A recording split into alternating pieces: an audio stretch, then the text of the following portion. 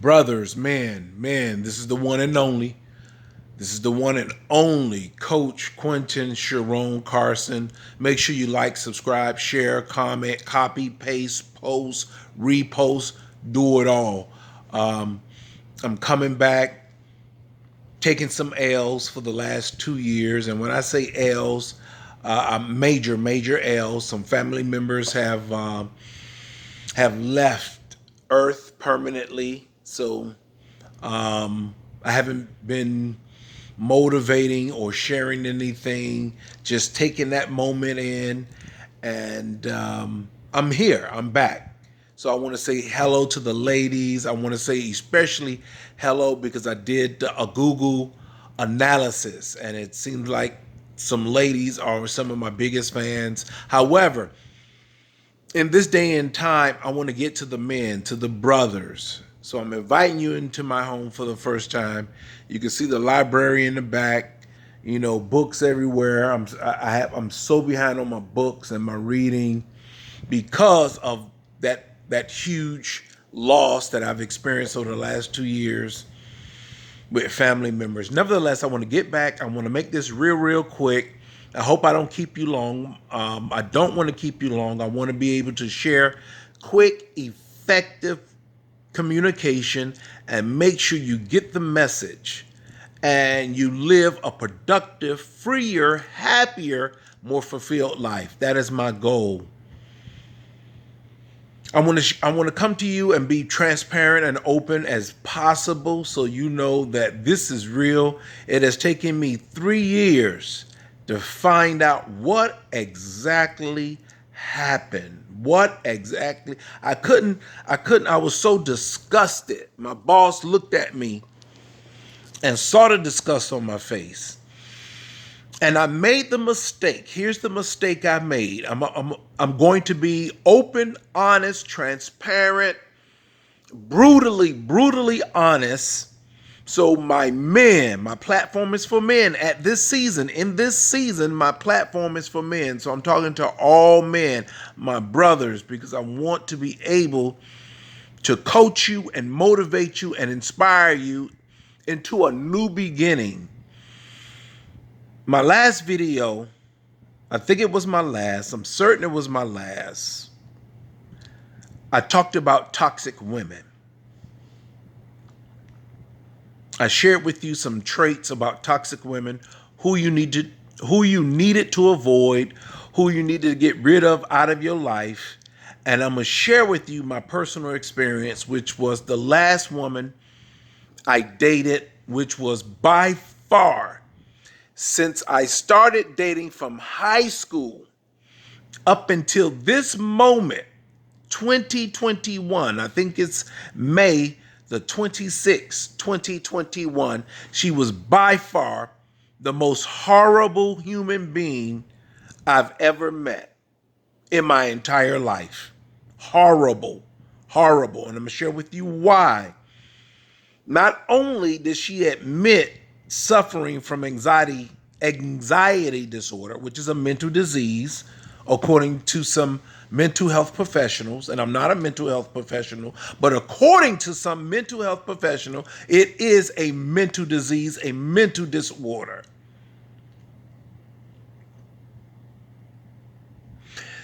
So admitting to that, she's also suffering from narcissistic personality disorder. And I'm going to tell you a story. I'm going to try to tell it where it's not lengthy and make some valid points on your safety, your mental, your mindset, your mental and your emotional stability and fulfillment. So listen to me carefully. This was the worst woman I've ever been in an intimate relationship with. And I was wrong. I can admit that I was wrong. And let me tell you, I'm going to tell you what happened, and I'm going to tell you why I was wrong. I'm at 44 minutes. Is that 44 minutes? No, it's okay. I'm going to tell you why I was wrong. Because initially, the year before, her and I had already discussed that we were not compatible. We were not compatible. There was nothing about this woman, who's a reading coach now at Lake Region High School here in Polk County Schools in Winter Haven, Florida. I'm going to expose her without sharing her name. I'm going to expose her. She's a reading coach at Lake Region High School in Winter Haven, Florida, here in Polk County Schools, Florida. And let me tell you what she did. After her and I actually discussed and had an intelligent conversation about us not being compatible at all, I was ending another relationship. And narcissists have a way of baiting. And she baited me. She baited me. She called me one night approximately about 10:30. And after the conversation, I made the mistake of going to her house. It was almost 11 o'clock. It was almost midnight. Made a mistake. I can admit it.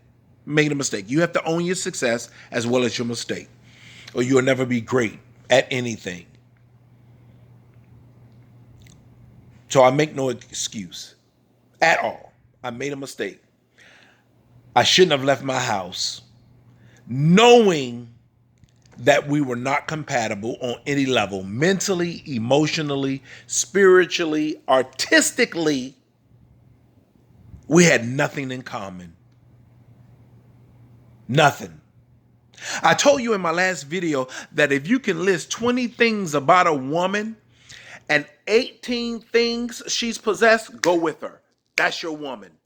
That woman you want to hold on to for the rest of your life. You want to give her everything that's inside of you. You want to treat her like royalty. However, if she doesn't have 18 of those things, shame on you. You compromised. You lowered your standard. And that's what I did. I made the mistake of lowering my standard. And I had a standard about a woman and about women since I was in my 20s. I never wanted a woman. I'm a list of things that I never wanted in a woman. And I had listed them in my late 20s. I never wanted a woman to smoke anything. Cigarettes, weed, marijuana. No. That was a no. That's a no. That's my one. Two, I never wanted a woman that drank like she was a sailor. So I never wanted a woman to drink. Three, I never wanted a woman with pets and dogs and cats running all through the house.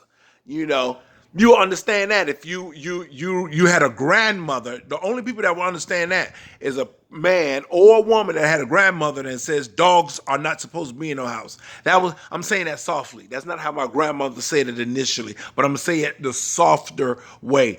Dogs. She looked at you like you was losing your mind. Dogs and don't belong in the house.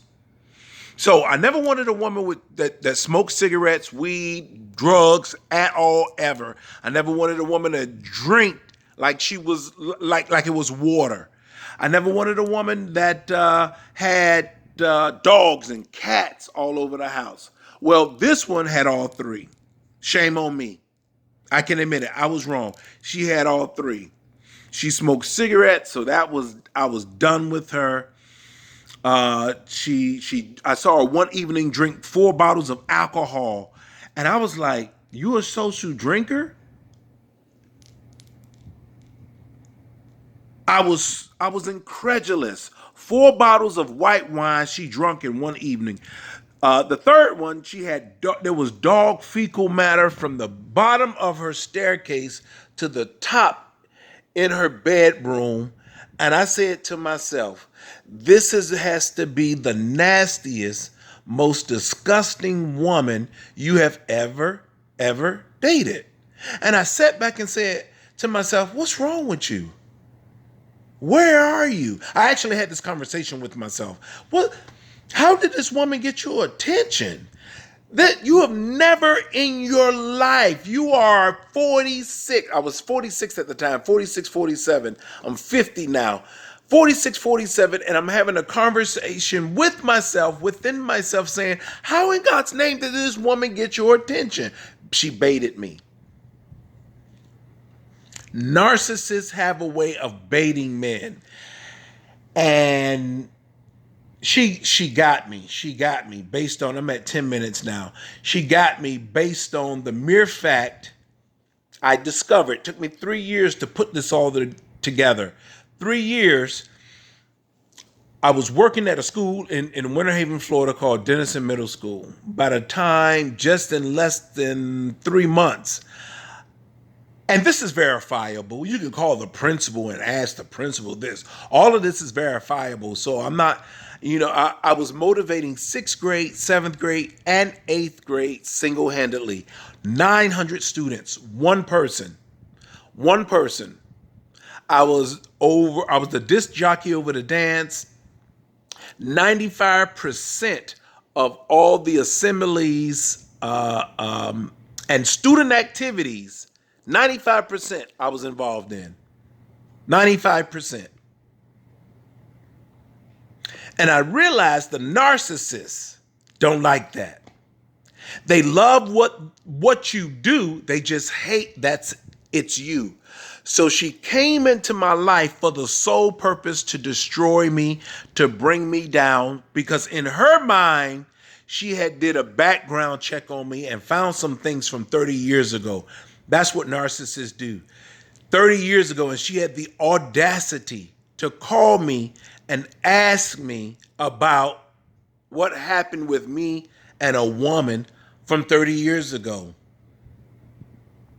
And I simply told her, I don't want to talk about that. That's in the past. That's in the past. I wasn't found guilty. And frankly, you were 3 years old. There's an age difference between us. And I'm thinking to myself, you were 3 years old when that happened. Why would I share something with you from 30 years ago? Are you kidding me? And I simply told her, I don't owe you that. So that conversation ended. So she baited me again. And she baited me with this deceptive lie. Oh, there's a man at work that is doing a background checkup on you. I said, a background check? We're county employees. I've been cleared by the state. I've been cleared by the county. So who in God's name is doing a background check on me? She wouldn't answer. And that kept me attached to her because I was eager to know who had the audacity to step outside of their job description and their job code to do a background check. And I was cleared by the county and I was cleared by the state. So I let it blow over. And in the meantime, while I'm blowing it over and I let it blow over, she baited me with sex. My mistake. And I took the bait. She asked me to come over and I did. I don't make no excuse. I did. And I obliged. And one night turned into a second night. Second night turned into a third. And so on and so forth. Now, she dropped a bombshell. And this made me say, okay, you smoke, you drink, you have these nasty dogs around this house. But this bombshell had did it. And I said to myself, after 7 weeks of sexual intercourse, which was average. On a scale of 1 to 10, it was probably 4. And I can say that. She baited me. Now my eyes are open after this bombshell. For some reason, the narcissists believe that after they have did a background check, after they have looked into your past, after they tried to find dirt on you, because now they have what is called a smear campaign or gaslighting. Now their objective, which has always been their objective, to destroy you. So now she drops a bombshell which in the narcissist mind is not as bad as what I found out about you 30 years ago.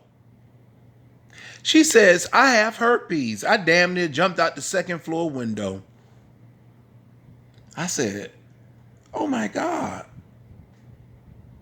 And we're having all this unprotected sex? And 7 weeks, you say you have herpes? Now remember, I'm telling you this introspectively and retrospectively because this happened in 2018. So it took me 3 years. I'm at 3 years now to put it all together. What happened to me? Because I was incensed. I was disgusted. I was so disgusted and so angry about her actions, and nothing came out true. She said a co-worker was at my job doing a background check on me. 2 co-workers came to me and said, you know what, Carson? She was the one that did that background check. But none of them would go to the principal and the school board and tell their story, which the principal sent and requested an investigator to come to the school to find out who is doing a private background check on me, which is unethical. The next thing that was unethical was the mentioning of other people's names and making false statements. Do you believe this nasty woman said that a 6th grade teacher had put a note on my car when it was actually in her handwriting? She put chewing gum on my car. All of this is an attempt to get me to respond. She put chewing gum on my car, left a note on my car, told me a co-worker was doing a background check when actually the attendant secretary at that time, who was still at Denison Middle, said, you know what, Carson, she did that. She did that. And another teacher who was an ESE facilitator teacher said, I went to her house and I saw that she was doing the background check on you and looking you up. And I asked her, who is this guy you talking about? Because I don't know him. Plus, I'm married. So that in itself is bizarre. However, neither one of them would go and tell the principal, who started an investigation. Because once I went to the principal and said, hey, somebody's doing a background check on me. Is this ethical? The principal immediately replied, it isn't, Mr. Carson. And what made me terminate the relationship, not only did she admit she had herpes, but when the principal and the investigator for the Polk County School Board asked me, who told you somebody was doing a background check on you? I had mentioned her name. The reading teacher that's a reading coach at Lake Region High School in Winter Haven, Florida. I told the investigator, I said, she told me. The investigator called her down, and later that evening, this is how I knew I was in the wrong relationship, and I would have a problem with this woman. So much so, I had to go to court 3 times. I had to go to court 3 times, and I'm going to tell you each time why I had to go to court. I asked her that night, I said, well, what did you tell the principal? I said, did you tell the principal? And I'm confident she had went in and told the truth about this humongous ass, Godzilla ass, this King Kong ass lie. I said, did you tell the principal that the man that's in my room and sharing the same classroom with me is doing a background check on me, looking me up, looking at my home, looking for documents? And she said, no. I told the principal I didn't know what she was talking about, and I didn't have anything to do with that.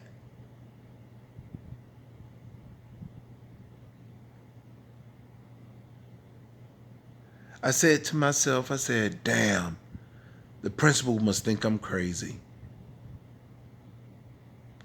I didn't, I have told this investigator that you was the sole person that told me the man that was in my classroom was the one that was doing the background check on me.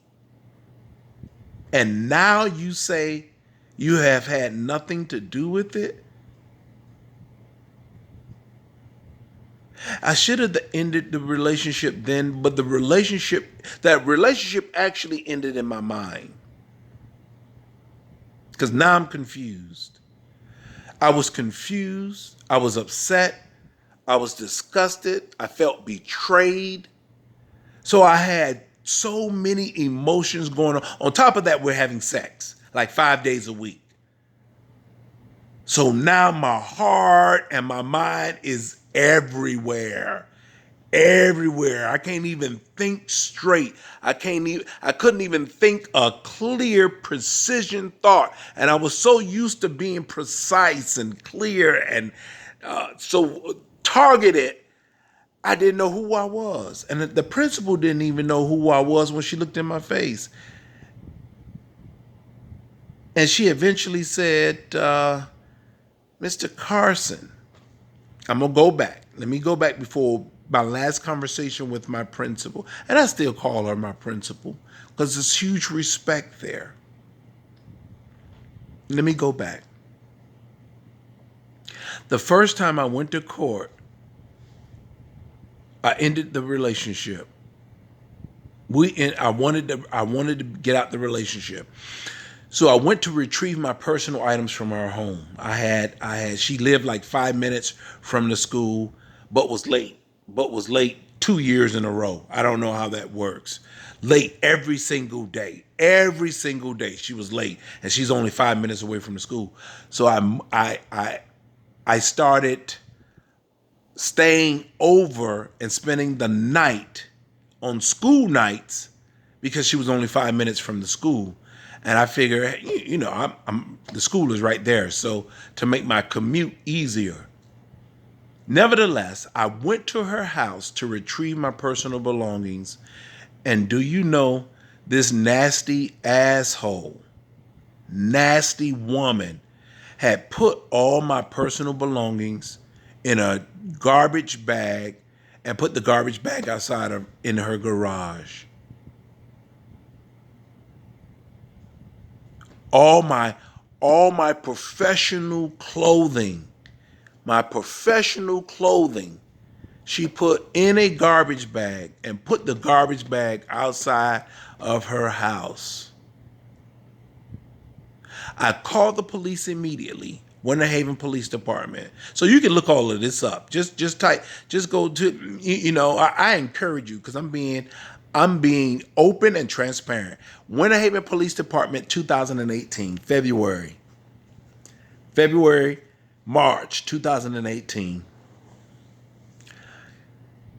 So I looked into the garbage bag and I see that I'm missing some things. So I call the police. I said, hey, I'm missing some things. I'm missing some oils that I brought to this woman's house. I'm missing some oils, some toiletries, and I'm missing some groceries that I bought to her house. That way, because she didn't eat what I was eating.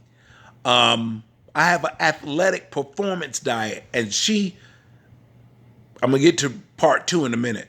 She wasn't on no athletic performance diet by any means. So I said, I have groceries in the house. The police went into the house. I told them, this is where my items are in her refrigerator, because I'd strategically put them in there so I wouldn't be all over in her house. And I wanted an order.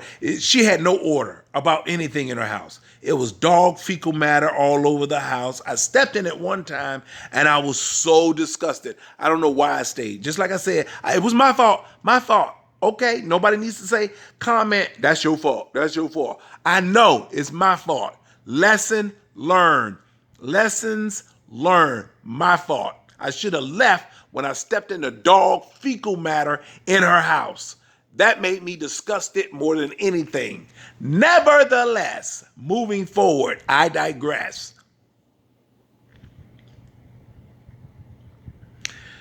So the police officers couldn't find any of my groceries, any of my toiletries. And then I recall when I first started dating her and we first started having sexual intimacy and contact. I remember her posting something on Instagram, burning something from her ex in a garbage can. So now I know she took my things and burnt them and threw them in the garbage can. So I'll never see those again. I've never seen them again. She has never called me and apologized. A narcissist won't do that anyway. So I don't know why I'm saying that. A narcissist doesn't even have a soul. You would have to have a soul in order to apologize for your wrongdoing. It's like a serial killer. Serial killers are narcissists because they only see themselves. They don't see what they're causing. They don't see the pain they're causing. They don't see the drama that they're causing. They don't see the hurt that they're causing. They don't see they're making you upset because to them, they're laughing and enjoying you being upset, distracted, disgusted, angry. And the reason you got to ultimately leave these women alone, because you'll end up killing their ass or you'll end up killing yourself. You got to leave them alone. Leave them. Watch my next video. Watch my last video. You'll know the signs. Those are narcissistic signs. Know the signs of these women and get your ass out of these relationships. If you're married to them, divorce them. I'm not a divorce attorney, but divorce they ass. Call 10 men, pack your bag, have one record them. They don't like being recorded. Oh, record them when they acting like an ass. They violent. Record them and watch. You'll lose your damn life. Invite 10 people to your house. They don't like to be exposed. They don't like people looking. They don't like the sheets to be pulled from everything they do. They do it in secret. Everything they do, they hide, they conceal. I even found messages. My credit card company calls me several times. Somebody has been doing something on the black web and they've blocked them. They have blocked them on the black web. I didn't even know what the black web was. And I called my family in Atlanta and my cousin said, oh, that's where terrorists go and people hide their identity. I was like, wow. Nevertheless, the police officer, I haven't lost my train of thought. Stay with me. The police officers went into her house, couldn't retrieve my personal belongings, couldn't retrieve my grocery. So I figured that in 3 years, she ended up throwing them away, throwing them in the garbage and burning them way before I called the police. They could not find anything I told them that I had left in this pig's house. I call her a pig. You can look at the court affidavit when I went to court because she claimed that I violently tried to kidnap her. After I called the police on her, this pig, I called her a worthless pig. So you can look at the court affidavit because I met that. I was so disgusted that you would tell me after sexual intercourse that you have herpes. It's like, really? Why didn't I get that opportunity, that discussion prior? And I'm going to share this with you parenthetically. This is how nasty and disgusting she is. And a pathetic woman and an individual. And I'm sure she's not the only one out there. Some men can probably say, oh my God, I'm married to this bastard now. Nevertheless, watch this. I met a woman from Trinidad. Absolutely gorgeous. Absolutely gorgeous. I've never met a woman just physically beautiful on the inside and out. Full of grace, full of class. And she knew I wanted her. She knew she wanted me. But before anything can happen, she intelligently, eloquently, and gracefully said, look here, bruh. Look here. I like you. I know you like me. But I'm going to let you know this before we go further. I have herpes. Phenomenal woman. She says, now, if you want to go forward, we can. If you don't, I agree. And I didn't go forward. She's married now. I won't say her name, but she's the most beautiful woman, just outside and in, that gave me the courtesy and the respect to say, I have herpes. If you want to date and move on with me, you're more than welcome to. If not, I totally understand. And I didn't. But this pig tells me after the fact, I got herpes. What you want me to do? You say that now after 7 weeks of intercourse? You've put my health in jeopardy. What's wrong with you? I was disgusted. I realized that I was in the worst predicament. I was having sex with a coworker. And what's worse, she was going into her classroom talking about the sex and the relationship to other students in Polk County schools. You say, well, how you know? Students came and told me. Students came and shared it with me. Several students. Same teacher, same reading coach at Lake Region High School in Winter Haven, Florida. Stood up in the middle of her classroom and started having dialogue about sexual intercourse and relationships, private relationships, intimate relationships, off-campus relationships with a coworker. Unbelievable. So, the first time I went to court, she told the judge I was violent, that I kept her from leaving her house, which is akin to saying, you a hostage? She also said I grabbed her and wouldn't let her go. And I'm thinking to myself, oh my God, how is the judge going to interpret this? That I tried to rape her? And I was kidnapping her? So you wrote the judge and told the judge I refuse to let you go. I had grabbed you. And then you told a judge that I blocked you and trapped you from leaving your house? Your house?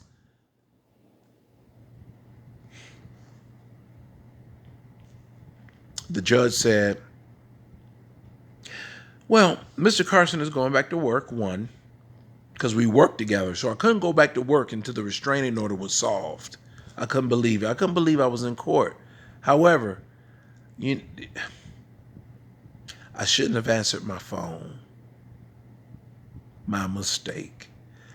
Nevertheless, watch this. Let me share this with you. Let me go back. Let me stay. The first time we went to court, it was for a restraining order